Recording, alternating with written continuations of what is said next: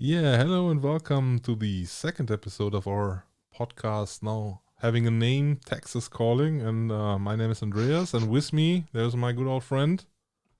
Daniel. Yes, Daniel is there. So, and that is exactly the topic of today. So, one of our friends had a remark when hearing the last podcast and said, like, Andy basically called you the first time his friend in this podcast after now 4 years as we learned. So maybe, Yeah. and so the topic of the day, what we want to talk about is the friendship funnel. Maybe Daniel, you could shortly explain as an introduction what a friendship funnel is. Well, I mean, it's kind of your concept, isn't it? Right. So, like the first time, not the first time, but very quickly after meeting you, basically started to refer to you as my friend. And I remember being Heisman by you in one of these meetings. You kind of interrupted me and said, like, "Wait a second, we're not friends." And I was like, "What do you mean?" I like you, you like me. Like, doesn't that mean we're friends? And you're like, let's not define this relationship. We're acquaintances, right? And so you kind of walk me through the funnel, which is the top of the funnel is just random people in the world. Second step is maybe people you have a forced interaction with, maybe like work or whatever. And then after several steps, after several years, maybe being held at gunpoint together, being kidnapped by the Mexican cartel or something. And if you make it through, you can finally call each other friends, at least in Germany. And I was like, that's pretty whack, man. That's totally whack. Yeah, I think it's a really interesting topic because at first, first of all, I think it bothered you a lot over the years because we had a lot of conversations where Daniel basically checking on his status on this. It's like, are we friends now? Uh, Well, I mean, it wasn't really checking on their status, right? Because like basically, like in like basically Texas definition, we achieve friend status fairly quickly, right? And so that was like good for me, but it was like I was really checking the definition. It was like maybe this is like a case of like, oh, I'm gonna use another word that I don't know the PC equivalent to, but Inuit. There's that saying that Inuits have 7 words for snow and stuff. Like maybe it's like the case where Germans have 13 different words for basically what just gets translated as friend in Texan. So I don't know. and by the way, I think that is the politically correct word. At least in Germany, it is.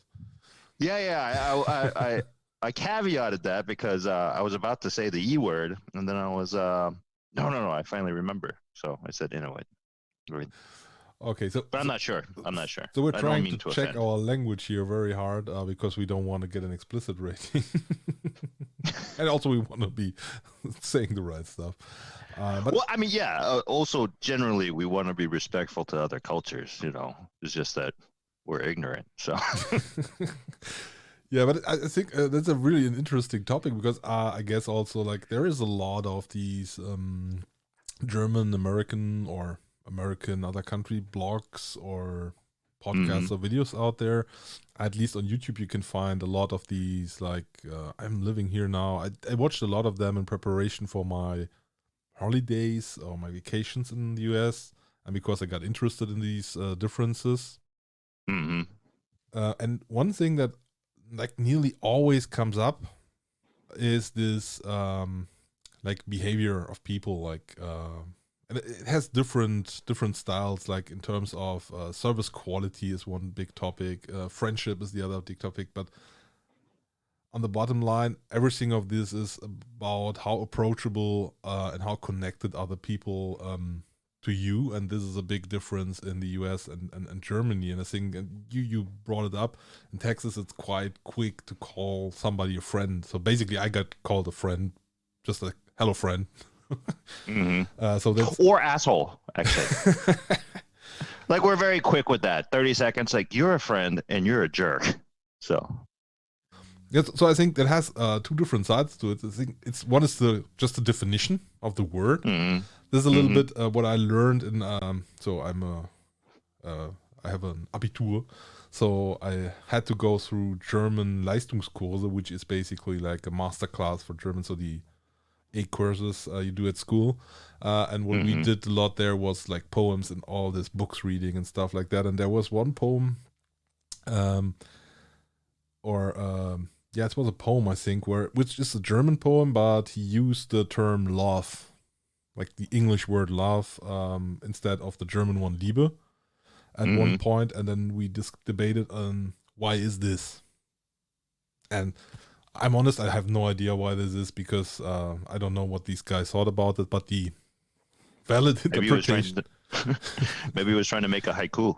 yeah, maybe, but the valid interpretation that I got taught teached by our teacher was that and it is true actually that the English word love is a lot more flexible or also softer than our German word Liebe. They basically mean the same. If you put them to Google Translate, it's exactly the same, and it's correct translation.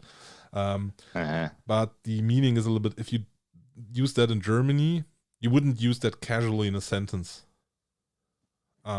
In terms Yeah. of relationships, because love is something like for marriage, like really family, close family. You would never tell a friend that you love him or something like that. That it Uh-huh. is a little bit reserved for that romantic or family And relationships. hamburgers. Yeah, Because isn't like the items is okay. McDonald's isn't the McDonald's phrase in Germany like We love in it. ich liebe das, or No, something it's like the that? English term. Yeah. It- Oh yeah, It's we're never loving it. got translated. So that's the same reason. So you never use it. You can use it for items or situations like I love this burger or stuff. That's okay. Ich liebe diesen. You also wouldn't say it like that, but no, you can do that. But in terms of people and connections with people, it's reserved for relationships and family. And I think a little bit that's the Mm-hmm. same with the word friend. So I think Americans use that much more casually. Like your friend just means that somebody who hasn't proven up until now that he wants to do me harm. So I put you on the good side. And Well, it's a little bit more than that. Like, we enjoy each other's company, right? okay, in Germany, it's really like something that, and I think that's even different in Germany. Like even the Mm-hmm. Germans make fun of that. That the more south you get in Germany, the Mm-hmm. easier this is. So that's also like the more south you get in Europe, like going to Mm-hmm. Italy, going to France, going to Spain. They are also, it's told they are much more open. And I think especially northern Germans have that. Also in Germany have that reputation for being grumpy, quiet, Bromish. Romish. Yeah. It just Daniel just learned a new word, so he has to try. Um, Yeah. so I am from Cologne, which is considered a more open space. So also because we have a lot of parties, carnival, like the thing that New Orleans does. No, just we do it right. Mm-hmm. It's around the same time. A lot of drinking, so we are very open, or that's at least the stereotype here. And if you connect that or you compare that to, for example, someone from Hamburg, like especially these Nordic guys, they are quite reserved. That's the Uh, so you even have that inside of Germany. But what I found interesting is why do you think is that? well, I don't know. I mean, yeah, I mean, just maybe our characters. I don't know, right? So even with my wife, I mean, we were dating for about 3 months before I asked her to marry me, right? So, maybe we're just quick. I don't know. I have no idea. Just a question because I don't know if I ever asked that.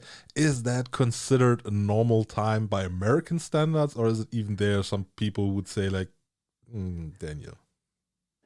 It kind of depends, you know. I mean, yeah, it would be considered like a little bit spontaneous and a little bit quick, but not completely unheard of, right? I mean, I think like the only, let's say, weird part about, I guess, my marriage story is that we're still married, you know. So basically, Yeah, you're we're on telling these people 13, are 14 right. years now. Yeah. But yeah, I mean, we get married. I mean, of course, I'm generalizing here too, right? So, some people are, like to plan their lives, down to 30-second, slices, until retirement and stuff. We just think You kind of just roll with it. maybe we are both the best person to discuss this because if you share that from your life, let me share that from my life. Like, I was together with my wife for 9 years before marrying her. So we are quite on the opposite here. So we are 3 months there, 9 years there. So I think for both sides, there are people outside saying like, "Oh God, this is stupid." Well, I think that's more common in Germany, isn't it? Like to be kind of engaged or together for 9 years, 10 years, 15 years, 40 years before getting married. It's I like, think yeah, it I think I'm shifted. comfortable now. Comfortable with the situation now. Let's get married. Yeah, but Right? that's. I think that's also. I'm not sure, but also not for all of the U.S. But that's a common thing. The meaning of marriage shifted a little bit. So and that happened quickly. When I think about my parents, what age they married, don't talking about the grandparents. That's total different timeline.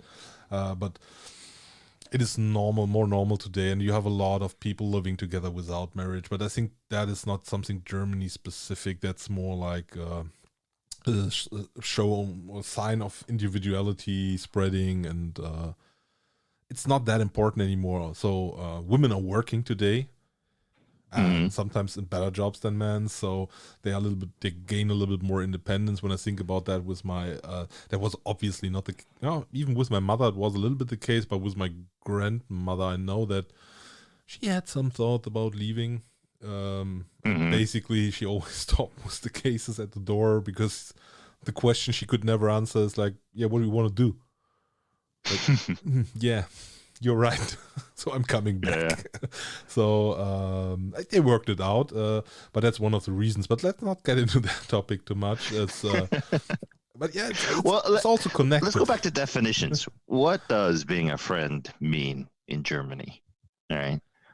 Like I was a little bit kidding about like the donating your livers and going through like a cartel kidnapping together, but you kind of when you were describing the concept of friendship when you know I was first asking you about it, right? Not because I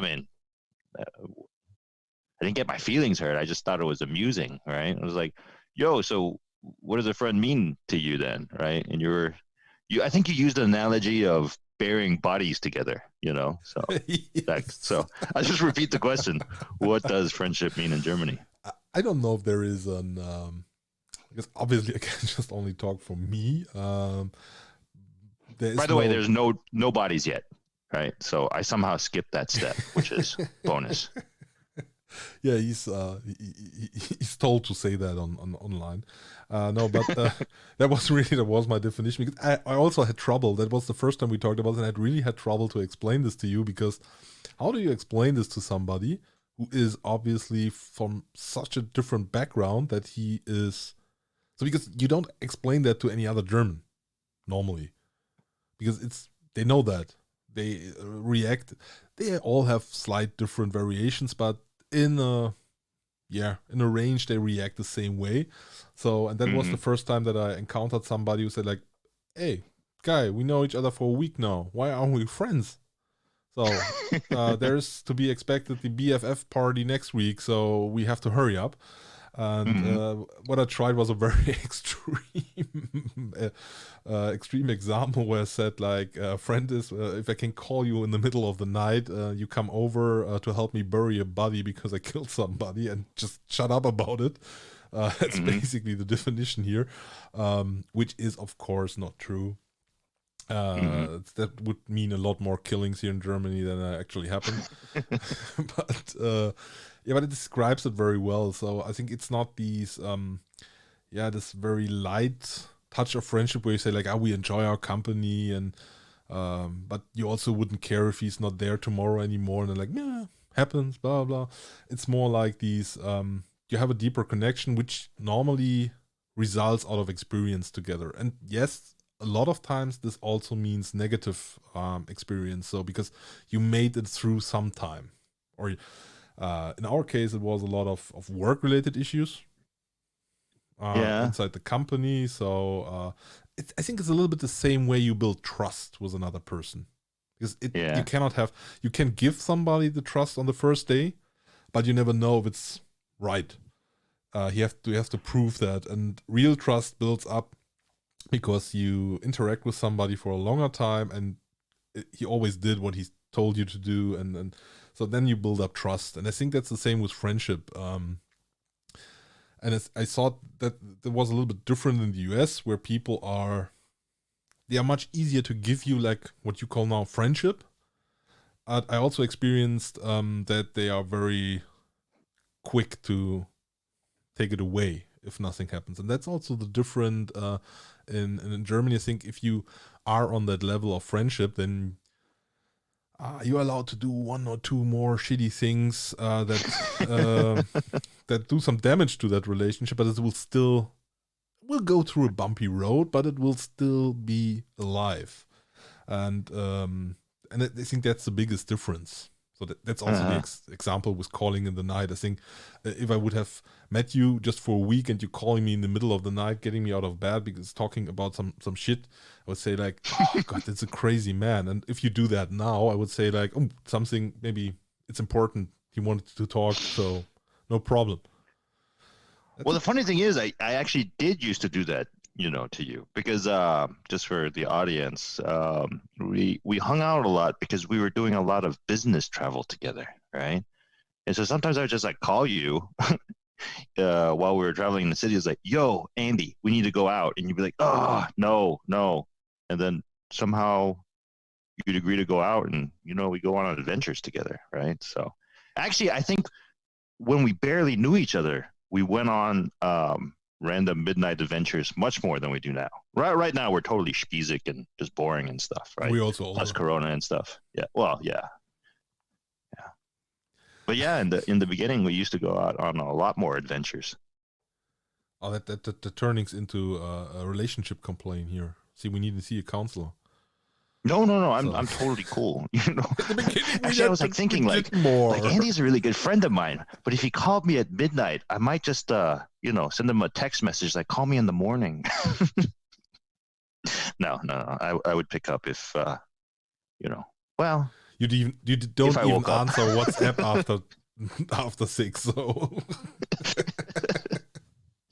well, like while we're talking about it, I was like thinking of like, what is my criteria for friendship? And I was like thinking, generally, I start off meeting people with positive intent, and I basically like filter them out based on red flags, right? So, when you're young, you want to make friends with everybody, so you tolerate, all sorts of drama and stuff. But basically, the older I get, more and more people that, let's say, are high maintenance or high drama, I just kind of remove myself from their lives, and vice versa them from mine.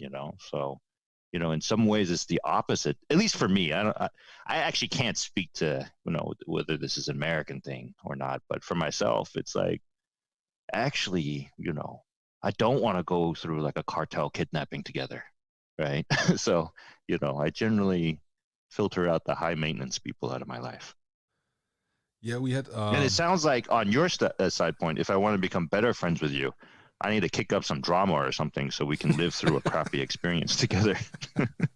No, not necessarily. What I just wanted to try to point out is like, I don't know. Is that translatable? Now I need Google because my English is not good. But we have a saying in. I don't know if it translates well, but you can tell me maybe. I would do it in German first. We have these like Schönwetter, which is Schönwetterfreund or whatever. Oh yeah, fair weather friend. Yeah, you can put that in front of a lot of words. It's not only for friends. It's more like these. Everything is smoothly, everything is nice, everybody benefits from everything. It's just fun and games and all of that, and then everybody's there. But if it starts raining a little bit, for whatever reasons, that can be maybe one gets unemployed and is in a difficult situation and is not able to party that much anymore. You see a lot of these people, they just go away.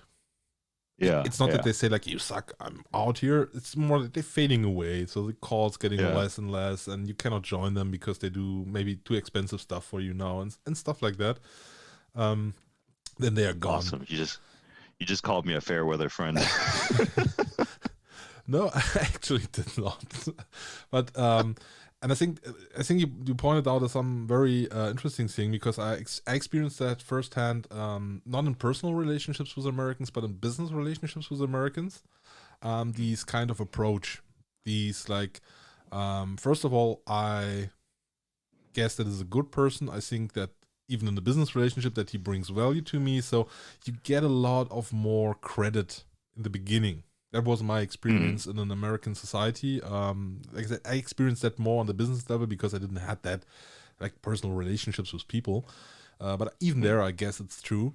And the only thing, if you act regarding to that and you bring the value, everything is fine and the relation improves maybe even.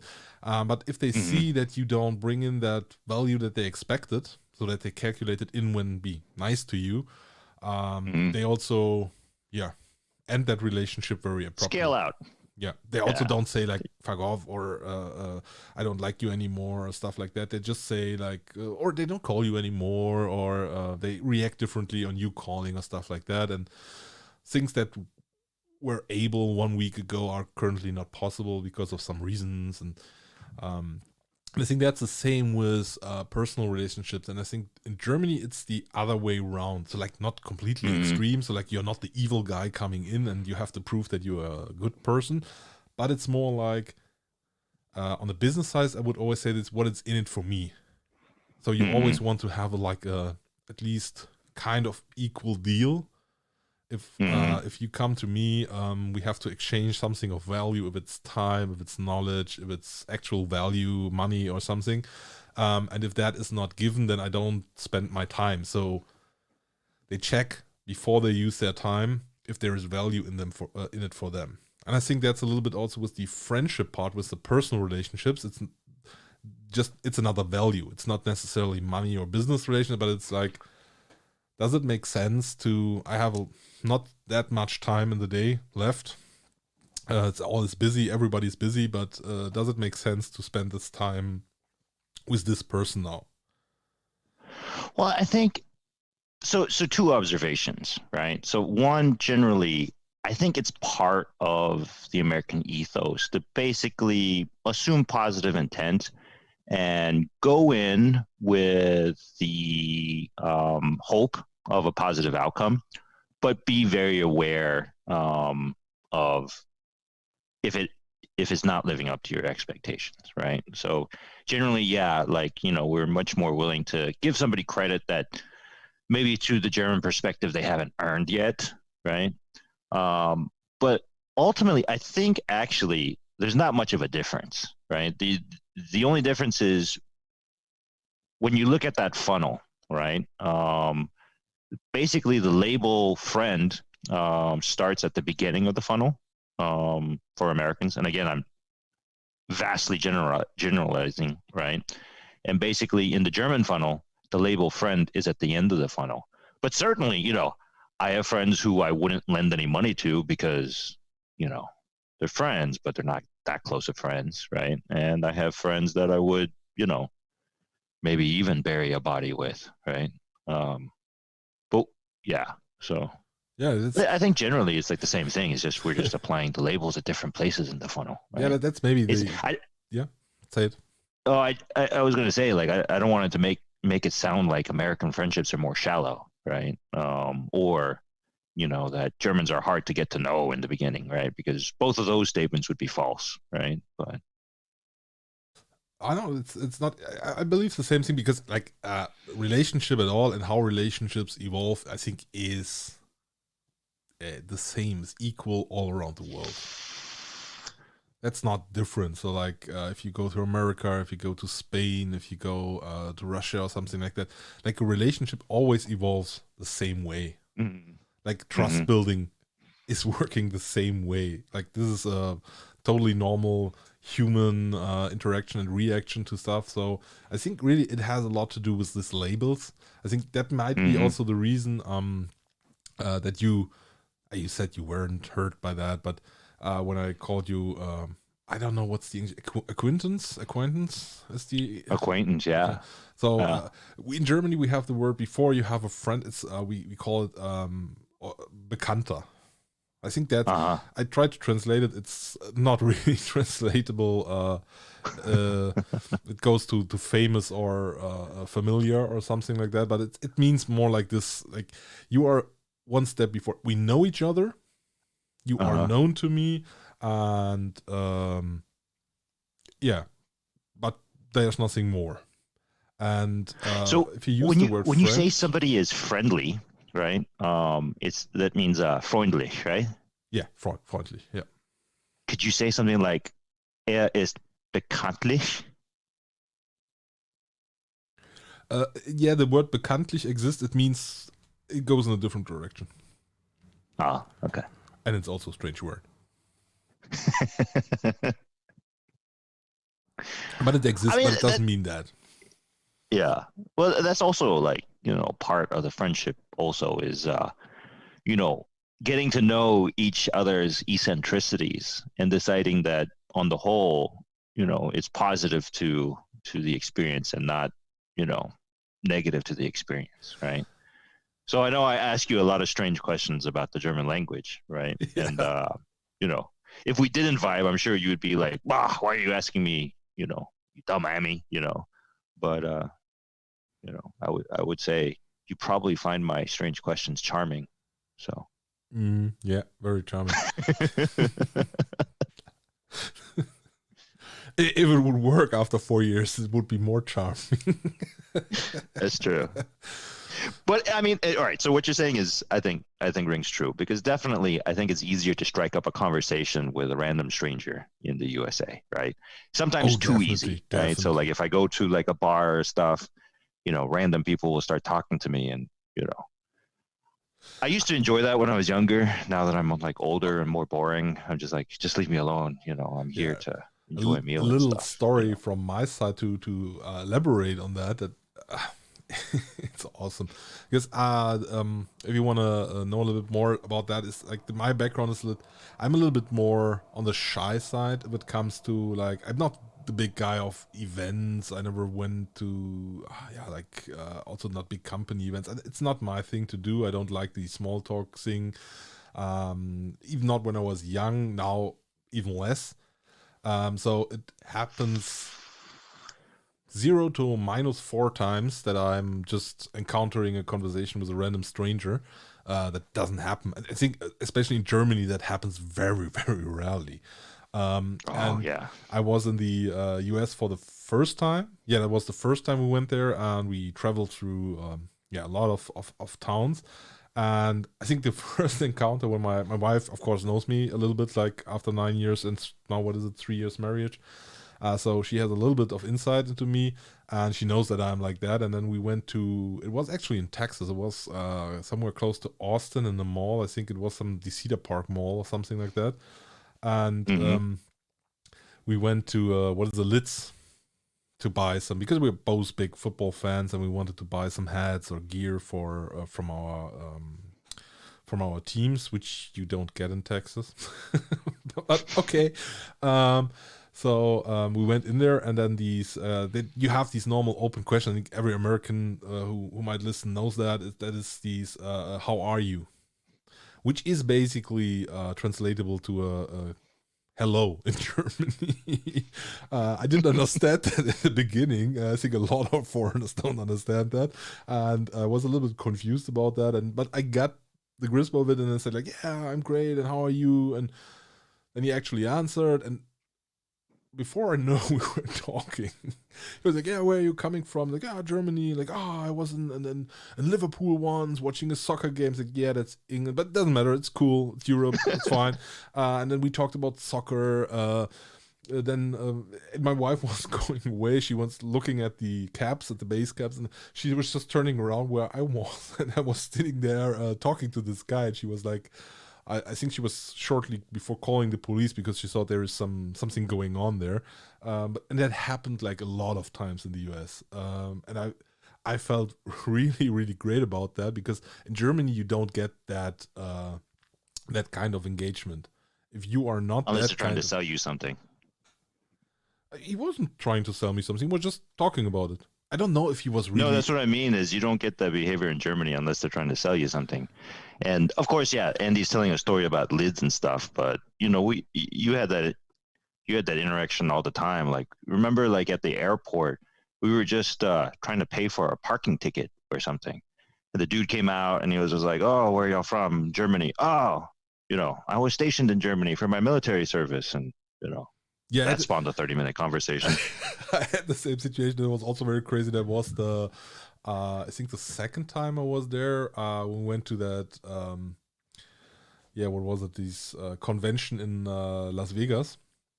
Mm-hmm. And we were there with some people. Some were then having. It was after the convention over, so it was our leisure time, and they did some crazy stuff you can do in Las Vegas, like riding some of those strange zip lines from hotel to hotel. And I was like, no, thank you. Don't want to die. Everything's fine. I'm staying here at the floor, and let's try some of that roulette thing. It's nice. And I was sitting there for like, what was it? Like, not even a minute. Then the guy who's like the croupier is talking to me. He's just occasionally doing that. I think it's part of his job. But and then the guy who sit next to me was the same thing. And that's also the great thing with Americans. Like, my feeling is that like nearly every American was in Germany on some time in his life, or he knows somebody who was in Germany, or he knows Germany, and either because his family comes from there, or some part of his family, or he was, like you said, he was stationed there. Like, oh yeah, I was. Or there sometimes it's just because they like beer, right? Like, I've had plenty of people that come up to me and when I'm back in the States, and there's like, "Oh, where are you living now?" "I live in Germany." It's like, "Oh man, Germany's so great." And I was like, "Yeah, why?" It's like, "I love beer."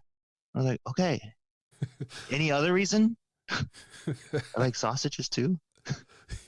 So yeah. I think it's much more common here to like meet much more common in the U.S. to meet like a complete random stranger, and that stranger to put at least a minimal amount of effort in to try to find the common ground somewhere, and sometimes it's very, very stretched, right? So this is a place where I'm becoming more Germanized, right? When someone is trying to strike up a conversation with me and we have like absolutely nothing in common, I just want to end the conversation and like go into my room by myself or whatever.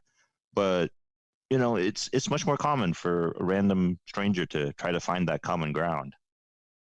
Yeah, I liked it very much because I'm a little bit more on the, like I said, on the shy side, and that was a Mm-hmm. great experience. But also that it's learning, or that you shouldn't interpret too much into that. It's just that Yeah. it's a random conversation there. He's spending some time at the table or on the street. He has nothing to do right now. And so like, yeah, why not waste this time by just asking this guy? Maybe something nice comes out of that.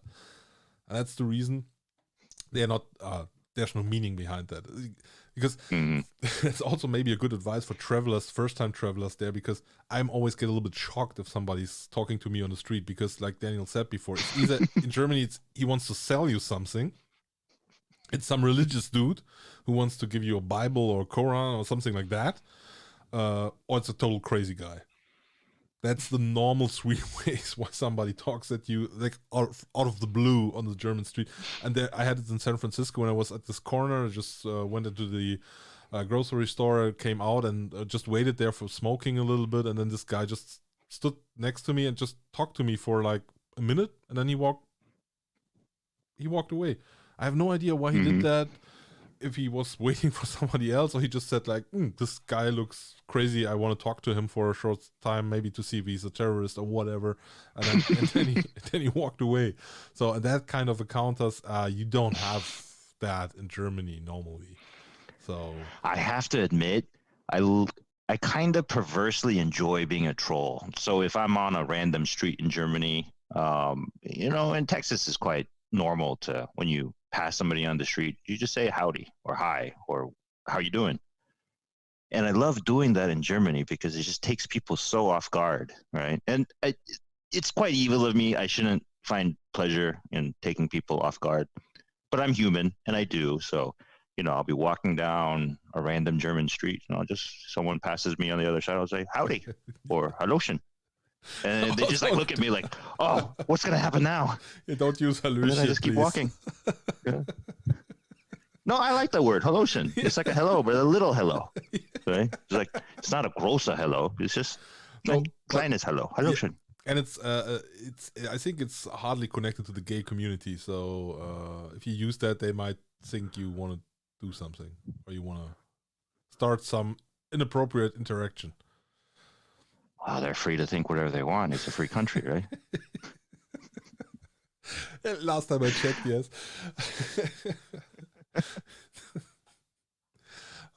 Is it really? Is it like a saying of the gay community? Hallöchen?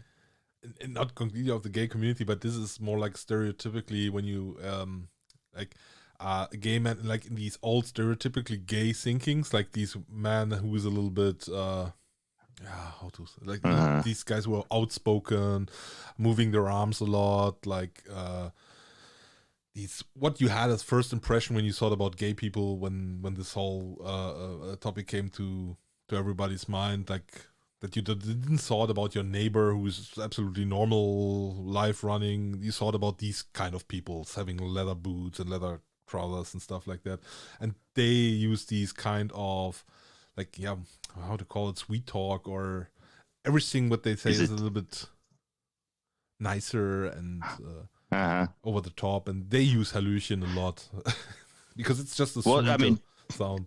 Two things, right? So I guess I should be.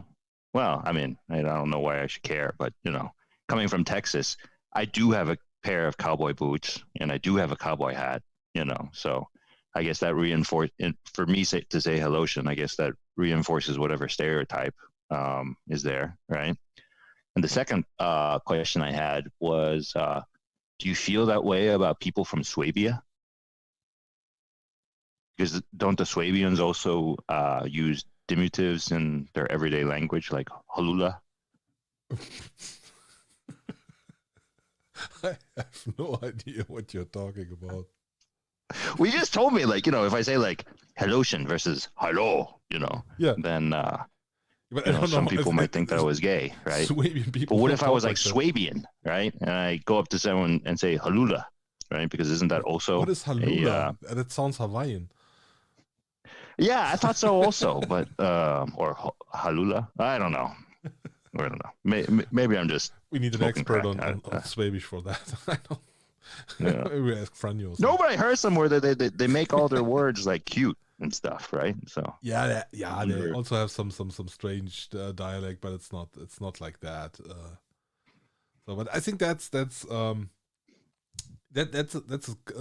common thing that you experience in the US that also has to do something with that. So like getting a connection, I think, is much easier in the US. Even if you are not that outspoken guy going forward to each other, like they will, or some people, it's not like everybody comes to you and asks how was your day, but a lot of people will do that for you.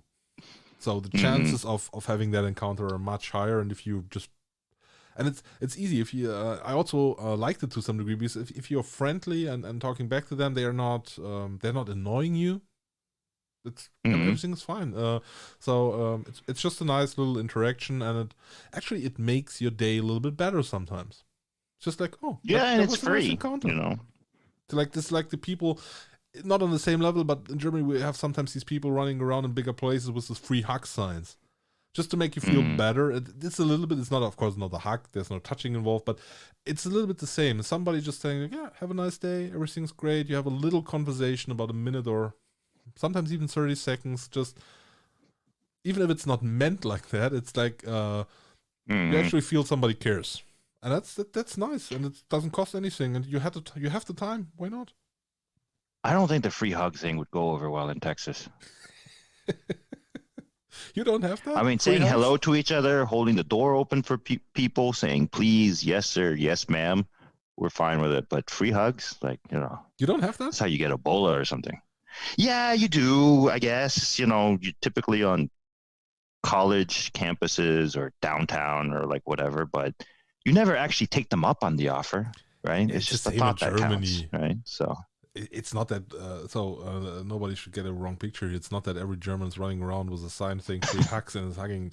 It's basically the same. It's like a lot of students, left-wing people doing that, and from time to time somebody does it. It's just. But it's just the feeling about it. It's just like giving somebody a nice experience for whatever reason. Maybe sometimes somebody needs it, and it's good to have that. It's better to not. Hmm. So, and I think that's the So same with if you were friendship. doing the intro to this podcast in German, would you have said, Hallöchen, das ist mein Bekannten Daniel, right? Or would you have translated into Freundchen? That is actually a really good question. Yeah, maybe you found the loophole why I use this word, because we are talking in English, and honestly, that's the only way I would know how to introduce you, because the word I know the word acquaintance, but as you see, this is nothing for a German mouse. That's Yeah. crazy American talk. So friend is just so much easier. So maybe I can get out of this situation by just saying like, it's just a word thing, Daniel. It's just like no, I mean, I need to track the German funnel, you know. No, but I think I would in our status now I would also introduce you as Freund in German. So I think we are on that level now. Dankeschön. Yeah, it's like you're like the straw cat that I fed for 4 years now. Like on some point you cannot say you don't like it anymore. That's true. Well, that's the other thing that I noticed, right, here in Germany, just casually talking to people. It almost seems that in Germany you bestow friendship on somebody, right? It's like, I have now elevated you to this status, and you have now earned the right to become like a friend, and here's your Achievement unlocked. certificate, and here's your friendship shine, and all that kind of stuff, right? Here's a certificate, right? But I would say the connotation in English, or at least American, is just a status, right? It's just a descriptive word for a relationship. It's not like an honor that I'm bestowing on you, right? So when I say like, yeah, and he's my friend, Yeah, right? I think that's a little. It's bit... not like you should feel honored about that. It's just like, So now you heard me. This means that I enjoy your company. I think that's honestly a little bit of a difference. Mm-hmm. I think maybe that's also the reason that's a funny thing that's just popped up in my mind now. These I know that it's also from the youth culture, but these BFF stuff and best friend forever and that Mm-hmm. came up. We don't have words for that in German. So when this started, I think in the US it's older, but I know that it's a little bit after I was young. It started also in Germany, but they basically copied the like BFF style, because we don't have You don't a say word that for in that. Germany? No, not really. What you can say is bester Freund. So, but that is really for one guy. I think that's also a sign that this friendship label means a little bit more in Germany, because it inherits a lot of the stuff that you might put on the BFF label. Because that's why some people make a big fuss out of that. It comes with some perks. That's what I said. Like the call in the night, like there's somebody dead lying on the floor. So not everybody will do that. So also that is a spoiler for Americans. Don't try that with every German friend. Might bring you into trouble. But like that doesn't have to be that hard. But for example, one stupid example, when I moved from one flat to another here in Germany, you can see basically these friendship level at the persons who answer to you and come and help you carrying that chairs and table stuff and card boxes, and who are the acquaintances and say like, yeah, nice, you're moving, great, when you're ready, just give me a call, maybe we can fetch something to eat, and you can join us at the party or something like that. And it's like, no, I'm tired. But that's also something like you feel that, or you see that in certain, and I think it's the same in both countries. So friendship has different levels. So there are people where you can rely on, and you would ask them for certain opportunities, or you would entrust them with some information you might not give to another one you also call friend, but where you say like, yeah, but he's a level 1 friend or something like that, so I just know him, so I will not tell him about what I did yesterday. But the other guy, yeah, he can help me maybe. I might be a terrible friend then, Because I'm just like thinking if one of my friends called me and said like, "Yo, Daniel, come help me move," I think my response would be like, "Dude, go get a mover." I might be a terrible friend. I mean, that might also have something to do with age, yeah, but yeah, maybe you are a terrible friend. That's also absolutely possible. I'm like just thinking like, like my best friend since like high school, if he just called me randomly and said like, "Daniel, I need a mover," my response would probably be like, "Let me just vend you over some money so you can hire a mover, dude." Like we're way too old to be doing that. Our backs won't, we can't move an apartment or a house now. I cannot tell you So, about anyways, your yeah. high school friend, but I would be totally fine with that. If you pay my movers, then you're on the friend list. That's fine. Okay. So you can outsource the friendship duties. Okay. Not all of them, but like this kind of stuff. Yeah, come on. It's like if I would call you, it's like it's so horrible. I need a mover. You would tell me like I have a different idea. Let's just get together and we have some great dinner, and I pay the movers to do that. And when you come back, everything is done. It's like yeah, it's a crazy rich friend, but okay. Yeah. Well, I mean, you can find cheap movers too, or at least in the U.S., right? You can always find a mover. I just post something on Craigslist. It's like, case of beer, move my stuff. You might not get all of your stuff moved, but Yeah, but then we are there's levels of movers. in one of our next reserved topics on the list. That's the American Dream, like announced. We actually have a list now, maybe for some a view at the background. I think also we are quite close of the end of this episode, because one of the goals we have is don't do another 1.5 hour episode. We want to get shorter. And the other thing is like topics that we want to do, and we have a list of topics. And actually, one of the topics is the American Dream. We thought about doing that today, but we didn't felt like doing another political. We're both tired about the first one, so we want to do a good mix. Like we want to do have some fun parts, some nice things, some experience, and also sometimes something to think about. Yeah. So I mean, I call Andy every couple of days after work or stuff, sometimes every day, Yeah, every time depending on he's how on busy. every time he's on the way back from his work, so he doesn't waste any time while driving the car. So Yeah, I'll just call up Andy. You say that like it's a bad thing, So it's noticed.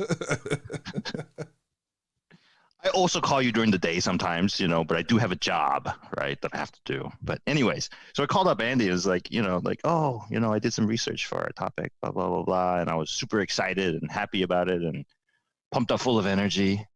And then now it's late in the evening. And he said like, all right, you ready to do the topic? I'm like, no, let's do something lightweight. Let's talk about the difference in the word friend in German. We have another friend, or Bekannter, or whatever is the right term. I think he's a friend. His name is Fabian. And he said I was quite bromish, right? And it may be just because it's so late at night over here. Yeah. So, anyways, let's not stretch. To summarize the topic, right? How would you summarize the difference between the word friend in German and English? And I'll give you my summarization. To wrap it up, to put a bow on it. Yeah, I want to try it very short. My belief is like the whole friendship situation and how that evolves is the same in both countries. Mm-hmm. I think the words we use to describe it, they are a little bit different. So it's a little bit harder to communicate right about that. And if a German says the word friend, it might mean a little bit more to him than it does for an American who uses friend earlier. But in the end, it's the same thing. So it's just like, and you will know, you don't need the word. If you are calling somebody because you have a body in your living room and he's picking up the phone and helping you getting rid of it, you are friends. So great thing. Do the test. Mm-hmm. Awesome. All right, let me try my summarization. When somebody calls somebody a friend in at least American English, it means that you are still in process and you haven't failed yet. In German, calling somebody a friend means you've already passed the process and you are at the end of your journey. Or at least that's how I would summarize it. I don't know. Yeah, great. So let's wrap it up for today. 50 minutes. That's a quite good time frame. And just because I know, because we have great reporting tools, I know that we have somebody who listens to this. So if you are interested in a specific topic or something you like wanted to have to discuss in that special round or special viewpoint of like America, Germany, just use the email address. Give us a hint. We don't have a forum or fancy stuff like that yet. Working on that, but Yeah, try to prove communicate. the analytics wrong.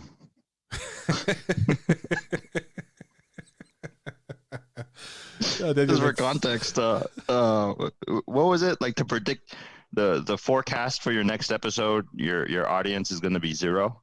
yes. The next episode will be watched by or heard by 0 people. So prove the computers wrong. Show them humans are better than that. Yeah, I need a job, man. yeah. No, okay. Thank you, everybody. Have a great time, Auf and Wiedersehen. we hear us again.